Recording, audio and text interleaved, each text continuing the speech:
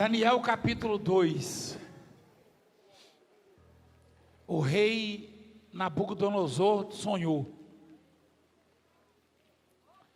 E o sonho o perturbou muito. E ele então mandou chamar os magos, os encantadores, os feiticeiros, os caldeus, para que o declarassem ao rei quais lhe foram os sonhos. Normalmente é assim. Às vezes o rei, ele reclama da igreja, ele reclama de Deus, né? Mas quando ele recorre, ele não recorre a Deus, ele recorre aos feiticeiros, aos magos, aos encantadores. No passado era comum os reis recorrerem a Baal e depois reclamarem de Deus. O marido da Jezabel lá, o Acaz, né? Acabe, ele para adorar, ele adorava o Baal. Na hora de pedir chuva, ele queria que Deus fizesse chover, não é isso? Adorar o Baal, mas aí ele culpava o Elias. Ele perseguiu Eli, o profeta. Hoje não é diferente, não. Tem gente que adora um Deus pagão ou uma garrafa de pinga, e na hora de resolver, quer que Deus resolva, que a igreja resolva. Você sabia disso aí? Final de semana, o culto do sujeito é uma garrafa de 51 na mão, ou do caranguejo, não sei lá. Aquela do alambique. Estou falando com a cabeça, não, né? É que eu vi no vídeo isso aí. Hein? O sujeito, na hora de adorar, adora a garrafa de pinga. Aí, na hora de culpar, culpa a igreja. O Nabucodonosor teve um sonho. Nesse sonho, ele ficou perturbado. E ele mandou chamar tudo que é macumbeira lá. Põe no feiticeiro aí, meu filho. Quem sabe o que é feiticeiro? Quem sabe? Feiticeiro resolve alguma coisa?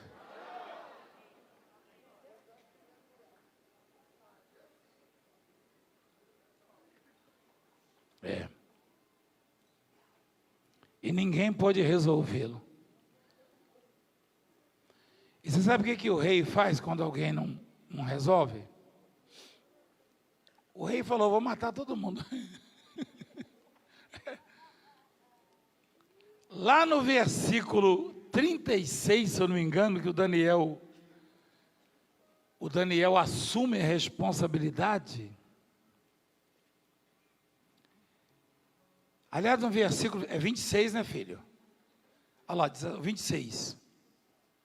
Você precisa mudar a página, cortar a imagem? Respondeu o rei e disse a Daniel, cujo nome é Beltsazar: podes tu fazer-me saber o que vi no sonho e a sua interpretação? Porque o rei já tinha consultado o feiticeiro, o macumbeiro, o raizeiro, o galinheiro, o chiqueiro e até o padeiro. O rei já tinha feito despacho, macumba, tomado marafa, e ninguém resolvia nada. E aí alguém falou para o rei que o Daniel podia resolver isso aí. Então o rei chama o Daniel. E se Daniel não resolvesse, tanto ele quanto os outros, todos iam morrer. E o rei pergunta para o Daniel lá: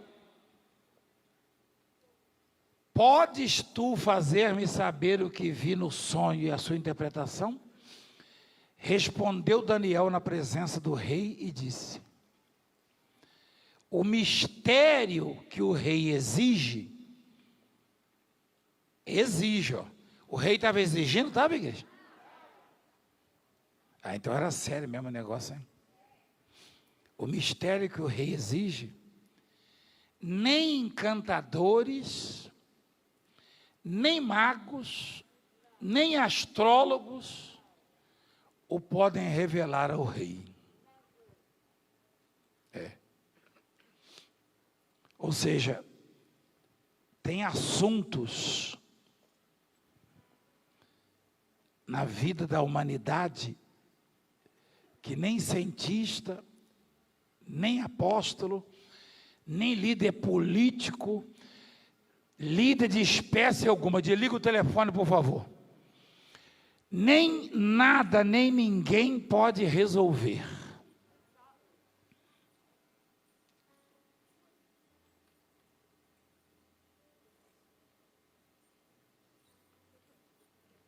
Gente, eu queria pedir uma coisa a vocês, não sei se vai adiantar, mas não entra com o telefone ligado dentro da igreja, não faça isso.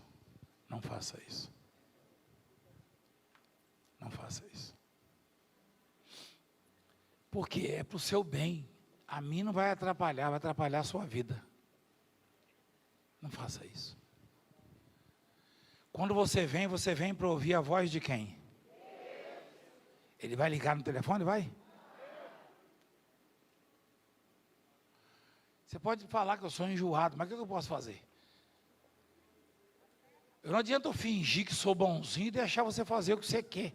Eu tenho que te ensinar para você sair daqui abençoado e voltar como essa família hoje. Não adianta. Não adianta.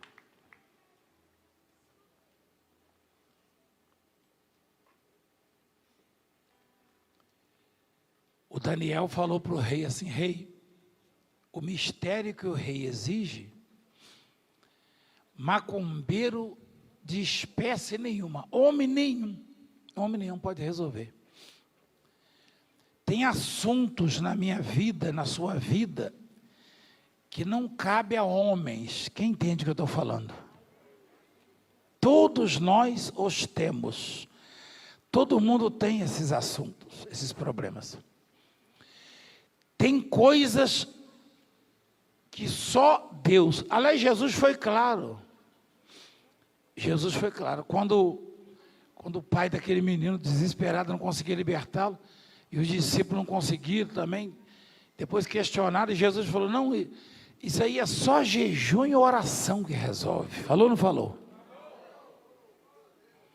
E nesse caso aí específico do rei, e casos que eu e você temos, que nem os melhores amigos, você pode ser amigo do melhor médico do mundo, que aquilo ali é assunto para Deus, não é para homem, e o mundo não entende isso, mas nós temos que ensinar.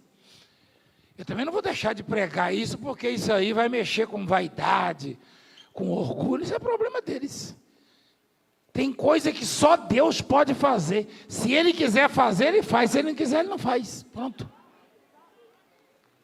Amém? Só Deus pode fazer. E Daniel foi claro, ele falou: só Deus. Ela, macumbeiro nenhum, nem encantadores, nem magos, nem astrólogos. Astrólogos. Não adianta julgar pedrinha, conchinha, mexilhão. Tem uns que ficam mexendo os mexilhão na bacia, né? Não adianta. Só Deus resolve.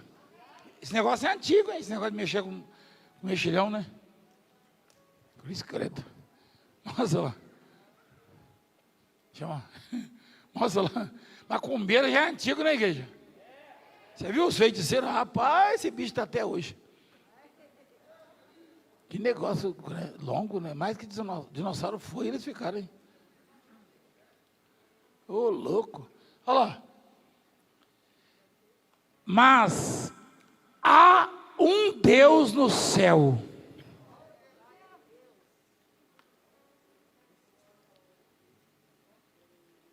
Quantos deuses há no céu? Rapaz, é muito forte. Eu acordei de madrugada, 3h40. Eu li isso aí, E li uma outra que de manhã, eu achei interessante, eu até olhei de lado assim. A bispa viu no meu zap, né? Ela estava lá. Ela falou, onde é que está esse aqui? Aí eu, coincidentemente, de madrugada, eu estava meditando naquilo ali. Se você acompanhar a reunião das 10, você vai saber o que é. O Daniel falou para o rei, tem que ter coragem para falar isso para o rei, hein? Você acha que os sacerdotes de hoje têm coragem de falar as verdades para o rei? É difícil, mas tem gente que tem, sabia? Você sabia que tem gente que tem? Tem gente que é enjoado para burro. Tem gente que tem. É? Olha o que o Daniel fala. Eu gosto de imitar essa turma aí, rapaz. Mas há um Deus no céu, o qual revela os mistérios, pois fez saber ao rei Nabucodonosor o que há de ser nos últimos dias. O teu sonho e as visões da tua cabeça, quando estavas no teu leito, são estas. Estando tu, ó rei, no teu leito, surgiram-te pensamentos a respeito do que há de ser depois disso. Aquele, pois, que revela mistérios, te revelou o que há de ser. E a mim me foi revelado esse mistério, não porque haja em mim mais sabedoria do que em todos os viventes, mas para que a interpretação se fizesse saber ao rei, para que entendesses as cogitações da tua mente. Tu, ó rei, estava vendo, e eis que uma grande estátua, esta que era imensa e de extraordinário esplendor, estava em pé diante de ti, e a sua aparência era terrível. A cabeça era de fino ouro, o peito e os braços de prata, o ventre e os quadris de bronze, e o rei ouvindo as pernas de ferro, os pés em parte de ferro, em parte de barro. Puxa, essa estátua, quem percebe que, mostra lá o que ele fala, a cabeça da estátua era de quê, filho? Hã? De fino ouro. O peito e os braços de quê? E o ventre e os quadris de quê? Perfeita até aí a estátua. Perfeita. Você consegue imaginar uma pessoa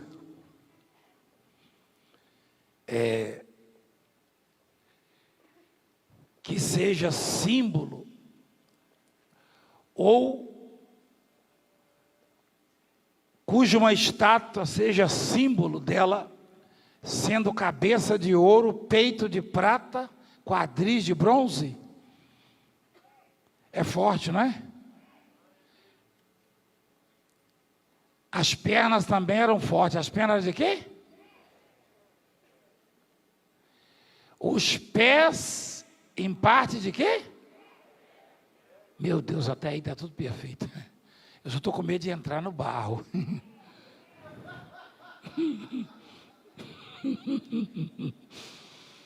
Porque quem sustenta a cabeça? Os pés. Quem sustenta os quadris? Quem sustenta o peito? Então, os pés eram em parte de quê? De barro.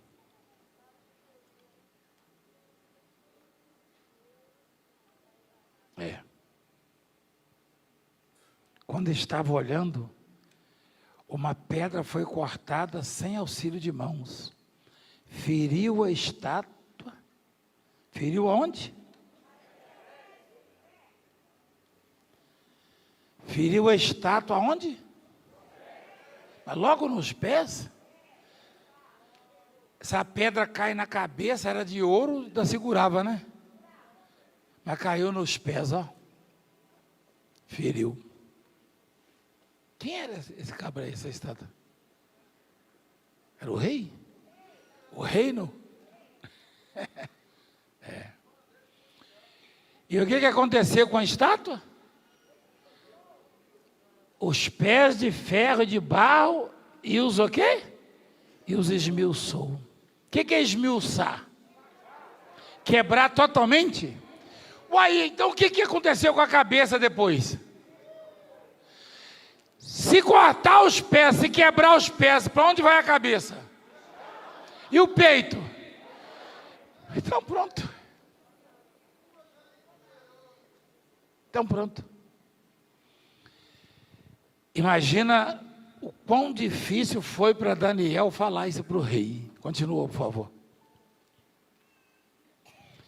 Então, foi juntamente esmiuçado o ferro, o barro, o bronze, a prata, tudo porque os pés eram de barro, e o barro é muito frágil, exatamente. Aliás, nós fomos feitos de quê mesmo? Vixe, todo mundo? Tem um racista que perguntou isso para mim, perguntou brincando, mas é racismo. Ele falou, o homem foi feito de barro, por que o senhor é escurinho e tem uns claros? Eu falei, não, porque eu fui feito de barro preto, o cabeçudo. Eu falei para ele, eu fui feito daquele barro, aquela terra roxa que tem lá no Paraná. Eu já ia falar em feijão de novo. Porque a terra é boa de feijão. Vira e mexe, vem o tal do feijão na minha mente, por quê? Porque a terra roxa produz muito feijão e soja, quem sabia disso? Eu fui feito dessa terra, entendeu? Então, a estátua foi o sonho que o Nabucodonosor teve, e Daniel estava dizendo para ele, e queria mostrar para ele que aquele problema, aquela questão, tá?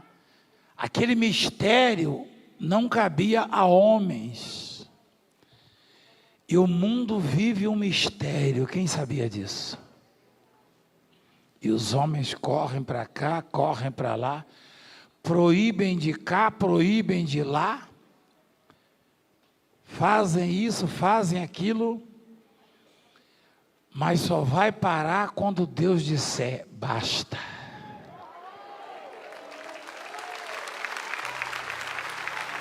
Só quando Deus disser basta.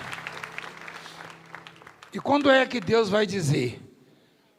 Quando o rei entender que nem magos, nem feiticeiros, nem encantadores, tem que ser alguém que tenha o Espírito de Deus. E Daniel tinha. Mostra lá, por favor.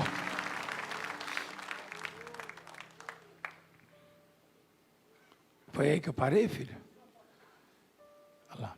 Os quais se fizeram como a palha das eiras no estio. E o vento os levou, e deles não se viram mais vestígios. Mas a pedra que feriu a estátua se tornou em grande montanha que encheu toda a terra. Jesus! Olha a pedra aí de novo. Olha a pedra aí. A religião oficial é desprovida de sabedoria. Tá, vou falar assim nesse termo. E diz que Pedro é pedra. E até o sujeito escreve um dicionário e vai no embalo. Não, eu também posso fazer meu dicionário. A pedra é Jesus Cristo, a mesma que jorrou água lá e seguia o povo no deserto. Aliás, o Evangelho fala disso, né? Que coisa! Que coisa! Jesus já está conosco há muito tempo. Que coisa! encheu a terra. Continua, por favor, filho. É interessante, Jesus já estava lá com Moisés no deserto, né? Este é o sonho e também a sua interpretação. Diremos ao rei: tu, ó rei, rei de reis, a quem o Deus do céu conferiu o reino, o poder, a força e a glória, e cujas mãos foram entregues os filhos dos homens, onde quer que eles habitem, e os animais do campo e as aves do céu, para que domines sobre todos eles. Tu és a cabeça de ouro. Olha só. Depois de ti se levantará outro reino inferior ao teu, um terceiro reino de bronze, o qual terá domínio sobre toda a terra. O quarto reino se fará como ferro, pois o ferro a tudo quebra e esmiuça. Como o ferro quebra todas as coisas, assim ele fará em pedaços e esmiuçará. Quanto ao que viste dos pés e artelhos, em parte de barro e de oleiro, e em parte de ferro, será esse um reino dividido. Contudo, haverá nele alguma coisa da firmeza do ferro, pois que viste o ferro misturado com o barro de lodo. Como os artelhos dos pés eram em parte de ferro e em parte de barro, assim por uma parte o reino será forte e por outra parte será frágil. Peraí. Por que o reino será forte de uma parte e a outra parte frágil? Qual é a parte que será forte? É de ferro, né? É isso? E a parte frágil? De barro. O que é forte representa quem? E o que é fraco representa quem? O homem. Ou seja, tudo do jeito que Deus quis, Ele fez, Ele determinou. Tudo acontece segundo o querer e a vontade do Altíssimo. E o rei, que era a cabeça de ouro, o principal dos reis, o mais importante, e ali, rei de reis, ó. Havia muitos reis que temiam, que se subordinavam a ele, que o admiravam, e mesmo ele sequer pôde entender o significado de um sonho, porque por maior que seja o homem, não significa absolutamente nada diante de Deus. Um subordinado do rei, um menor que o rei, isso para a sociedade, teve que dar ao rei a interpretação e tranquilizar o coração do rei, porque este homem tinha consigo a palavra, a sabedoria que vem do alto. Chamava-se Daniel. Continua, por favor, filho. Quanto ao que viste do ferro misturado com o barro, do lodo, misturar-se-ão mediante casamento, mas não se ligarão um ao outro. Assim como o ferro não se mistura com o barro, mas nos dias desses reis, o Deus do céu suscitará um reino que não será jamais destruído.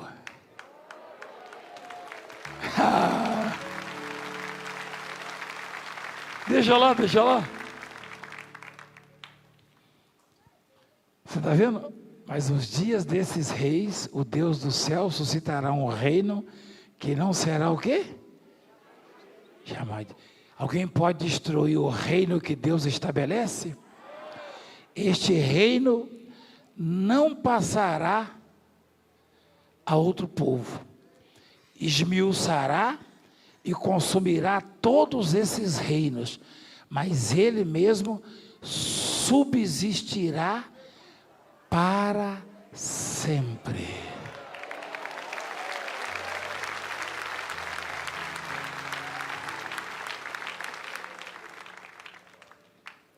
a tradução e o significado disso tudo é que nunca alguém vai aparecer e vai livrar você ou proporcionar bem-estar ou resolver os seus problemas. Não, jamais. Porque isso é assunto, já começa lá na introdução. Não é para pastor, não é para apóstolo, não é para bispo, não. Não é para feiticeiro, macumbeiro, benzedor, para político, para médico, para juiz, para promotor. Isto é assunto para Deus.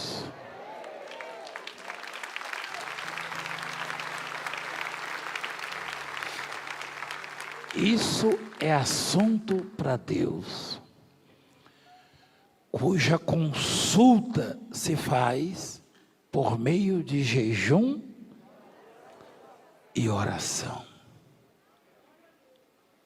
Está entendendo? Por meio de jejum e oração. Por isso fica estabelecido este jejum. E enquanto formos proibidos de ministrar, jejuaremos a si mesmo aos domingos e oraremos por você aonde estivermos e aonde você estiver. E ninguém vai tirar isso de nós. Mas a qualquer momento desses, os reis da terra vão chamar os sacerdotes, os profetas. Quando todos os recursos se esgotarem, vão chamar os profetas, e aí vão ter que submeter, e aí Deus dará o livramento. É desse jeito. É assim mesmo. Presta atenção no que eu estou falando. Presta atenção. Você viu lá? Todos os reinos, o de ouro, o de prata, o de ferro, todos os reinos foram passando, Deus estabeleceu um. E o que subsiste é o de Deus, o que Deus estabeleceu é para sempre. Ou seja, só Deus reina sobre nós. Deixa lá, por favor. Deus é quem domina sobre todos, reinar é dominar. A palavra reinar quer dizer exatamente isso. E Deus, Ele reina sobre nós, Ele domina sobre todos. A força e o poder estão com Ele. Amém? Vai descendo, filho, por favor. No 46, então o rei Nabucodonosor se inclinou e se prostrou o rosto em terra perante Daniel e ordenou que lhe fizessem oferta de manjares e suaves perfumes. Olha, o rei disse o rei a Daniel: certamente o vosso Deus é Deus dos deuses e o Senhor dos reis e o revelador de mistérios, pois pudeste revelar este mistério. Então o rei engrandeceu a Daniel e lhe deu muitos e grandes presentes, e o pôs por governador de toda a província da Babilônia, como também o fez chefe supremo de todos os sábios da Babilônia. Cresceu o homem ou não? Mas olha a visão do Daniel. Nem feiticeiro, nem comedor de angu nenhum. E Daniel não assumiu a autoria de nada. Ele deixou claro: Deus me revelou isso, não que eu seja o mais sábio dentre todos os homens, mas Deus quis assim. Olha o que ele fala: a mim me foi revelado este mistério, não porque haja em mim mais sabedoria do que em todos os viventes, mas para que a interpretação se fizesse saber ao rei. Porque Daniel não tinha medo. Daniel não tinha medo.